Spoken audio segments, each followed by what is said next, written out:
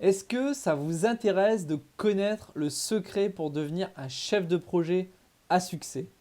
On pourrait le résumer par cette phrase. Si vous voulez réussir, entourez-vous des bonnes personnes. Vous êtes ici pour apprendre des techniques, des outils sur le Lean Six Sigma, mais je peux vous garantir que vous n'obtiendrez aucun résultat si vous ne savez pas recruter les bons acteurs pour travailler avec vous sur votre projet.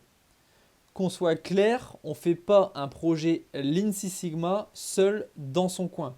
Il faut une équipe pluridisciplinaire qui va vous apporter les compétences que vous n'avez pas. Je vais maintenant vous donner une méthode en 4 étapes pour construire votre équipe projet. Premièrement, il faut que vous listiez les compétences dont vous avez besoin.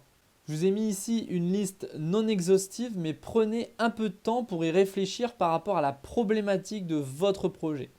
Par exemple, si j'ai un projet sur l'amélioration du taux de service, je vais avoir besoin de la production, des commerciaux et du service transport. La deuxième étape, c'est de lister les ressources à disposition dans votre entreprise. Vous allez mettre des noms en face de chaque compétence. Si je reprends l'exemple de mon projet sur le taux de service, en ressources de production, j'ai Jean-François, Xavier et Pierre.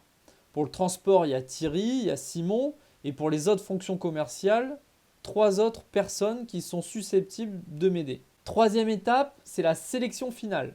En fonction des différents critères comme les compétences, la disponibilité et puis la motivation, vous faites votre choix et vous gardez qu'un nombre limité de personnes. Je vous recommande de ne pas dépasser 7 personnes pour garder une certaine efficacité. Quatrième et dernière étape, peut-être la plus difficile, il faut recruter les talents que vous avez identifiés. C'est là qu'il va falloir montrer tous vos talents de négociation et être convaincant.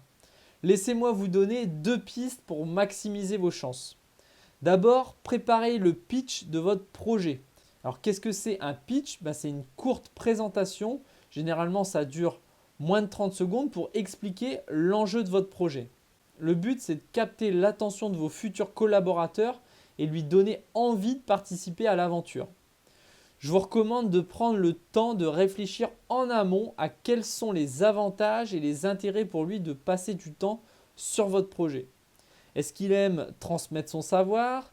Est-ce que c'est un projet qui va avoir de la visibilité au niveau de la direction? Est-ce qu'il aime travailler avec vous? Bref, tous les moyens sont bons pour lui donner envie. Voilà, ce qu'il faut retenir, c'est que l'un des secrets de la réussite, c'est de savoir s'entourer. Choisissez bien les personnes avec qui vous allez travailler, c'est capital. Pour ça, je vous ai présenté ma méthode en 4 étapes qui consistent d'abord à lister les compétences dont vous avez besoin, ensuite de lister les ressources à disposition, 3.